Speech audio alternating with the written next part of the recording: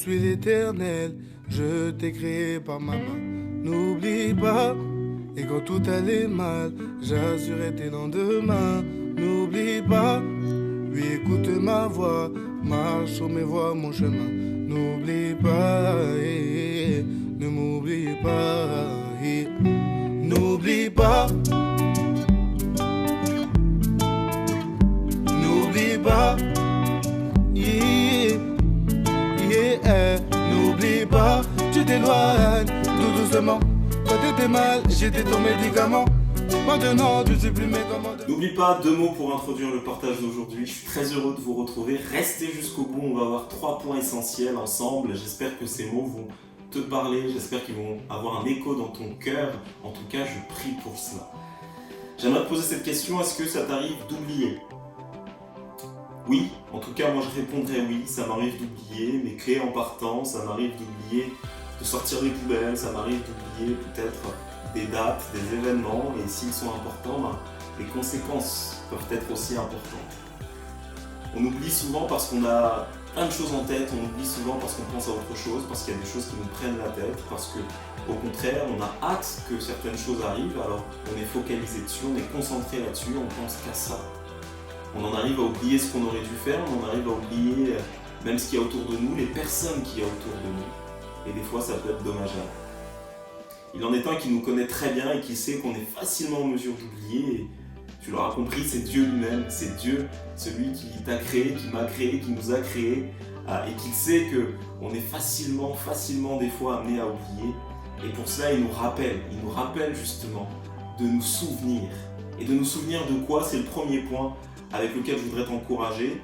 Je ne sais pas si tu as noté les paroles dans le morceau qu'on a entendu en introduction, c'est le refrain qui dit ceci: n'oublie pas, je suis l'Éternel, je t'ai créé par ma main. J'aimerais t'encourager et te dire de ne pas oublier ton Créateur, de te souvenir de ton Créateur.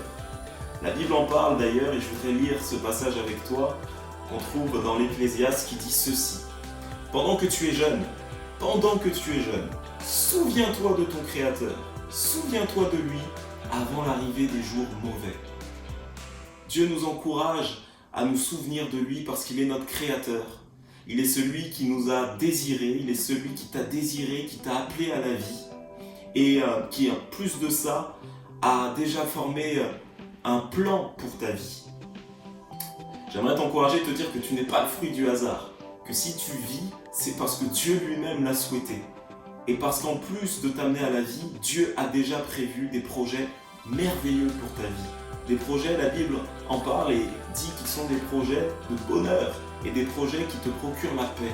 Et c'est vrai qu'en ces temps qu'on est en train de traverser, on peut se dire que la tranquillité et la paix ne gagnent pas ce monde parce qu'au contraire, les gens sont focalisés, sont concentrés sur cette épidémie qui est en train de toucher le monde entier. Et c'est des temps pour lesquels on pourrait être amené à oublier l'essentiel, à oublier que Dieu est celui qui nous a créés, qui t'a créé, et Dieu est celui qui a toujours souhaité nous faire connaître ses plans. J'aimerais te partager ce verset qui est super important et je t'invite à le noter, à le surligner dans ta Bible, à le noter dans ta chambre, sur ton bureau. On le lit ensemble. Car je connais les projets que j'ai formés sur toi, projets de paix et non de malheur, afin de te donner un avenir et de l'espérance. Dieu est celui qui va te communiquer une espérance qui te permet de pouvoir tenir et de pouvoir garder une ligne de conduite, quelles que soient les circonstances. De rester comme avec un cap qui te conduit à travers les tempêtes, à travers les difficultés, à travers les situations. Dieu est celui qui est capable de cela. Et c'est le deuxième point essentiel que je voudrais te partager. N'oublie pas que Dieu a un avenir merveilleux pour toi. Tu n'es pas le fruit du hasard, Dieu t'a choisi, Dieu t'a appelé et Dieu t'appelle encore à venir à lui pour te communiquer ce plan merveilleux. Alors tu peux me dire, mais comment faire pour le vivre ? Comment faire pour pouvoir rentrer dans cette vie merveilleuse que Dieu a pour moi ? Parce que jusqu'à maintenant, ce que je vis, c'est bof. Ou peut-être que tu estimes que ta vie est très bien comme ça, sans Dieu, et que pour l'instant, tu n'as pas de soucis. Mais j'aimerais te dire qu'il y a une vie encore bien meilleure qui t'attend. Il y a une vie que tu n'as jamais encore vécue qui t'attend avec Dieu. Et les questions que tu te poses, elles sont légitimes, elles sont naturelles. Et peut-être que des fois tu as des doutes, tu es gagné de doutes. Peut-être que des fois tu te dis, mais est-ce que tu seras capable? J'aimerais simplement te dire que Dieu t'appelle tel que tu es. Et on va l'écouter ensemble dans ce couplet de la suite du morceau qui résume un peu bien cette impression. N'oublie pas. Non, je n'oublie pas, mais je doute, je vais faire un pas.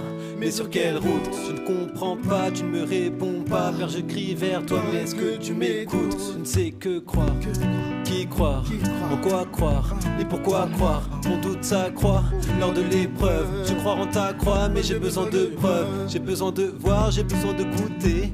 Comme Thomas, j'ai besoin de toucher. J'ai besoin d'un refuge, oui j'ai besoin d'un toit. J'ai besoin d'un repère, car j'ai besoin de toi. Ah Seigneur, pardonne-moi, change mon cœur et parle-moi. Je veux être la bonne terre, je te plaît, mets de l'engrais. Tu as tellement fait pour moi, je suis tellement ingrat. Je suis tellement aigri, mais j'aimerais que tu m'agrées. En gros, je vive la vie pour laquelle tu m'as créé. Oui, je m'en suis éloigné et j'en ai souffert. Mais quand je baissais les bras, les tiens étaient ouverts. Seigneur, je ne veux plus me mettre de côté. Je veux te suivre coûte que coûte et t'écouter. Tu m'as répondu en toi quand je t'ai demandé où t'es. Tu as donné, tu as ôté, non je ne peux plus douter. On vient d'entendre ce couplet et je sais pas si tu l'as relevé, mais à un moment donné, il y a comme un tournant dans le couplet qui commence avec ces mots « Ah Seigneur, pardonne-moi ».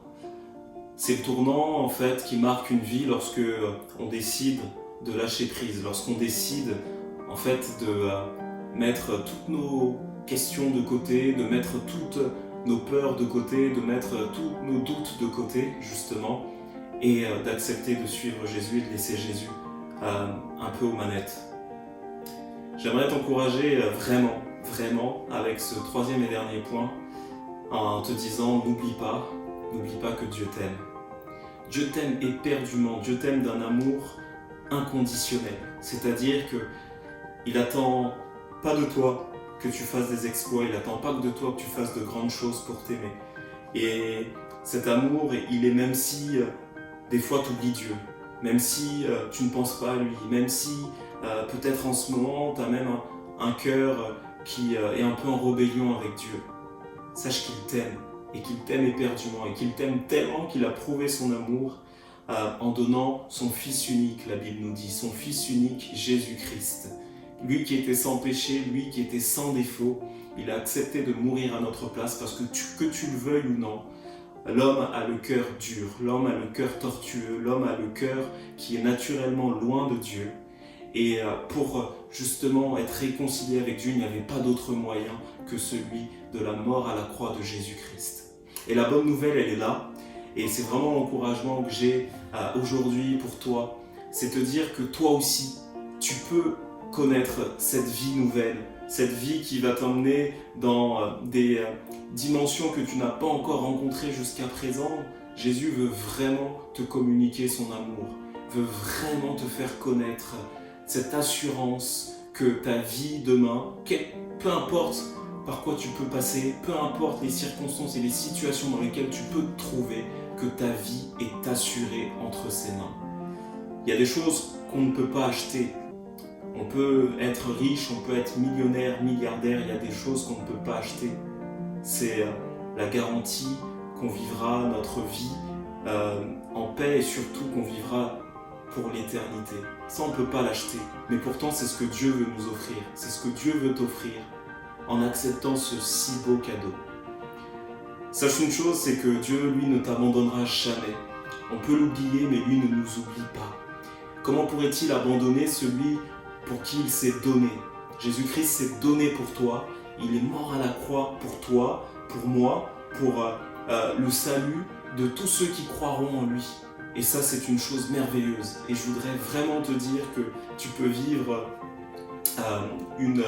une vie qui soit une vie pleine, la vraie vie, j'ai envie de dire, dès maintenant, en venant comme tu es, en laissant de côté toutes tes questions, tous tes doutes, parce que de toi-même tu ne seras pas capable, mais n'essaye pas par toi-même.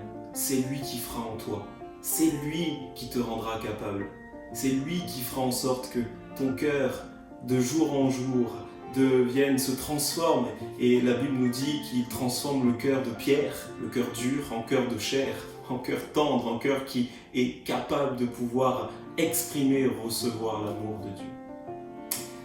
Je termine avec ces quelques mots, j'espère qu'ils ont été une source d'encouragement pour toi. En tout cas, au nom de tous les monos, on tient à vous dire qu'on pense à vous, on tient à vous dire qu'on prie pour vous et que vous êtes dans nos pensées. On a hâte de vous revoir, vraiment. On espère que ce sera le plus tôt possible. D'ici là, que Dieu vous bénisse. À très bientôt.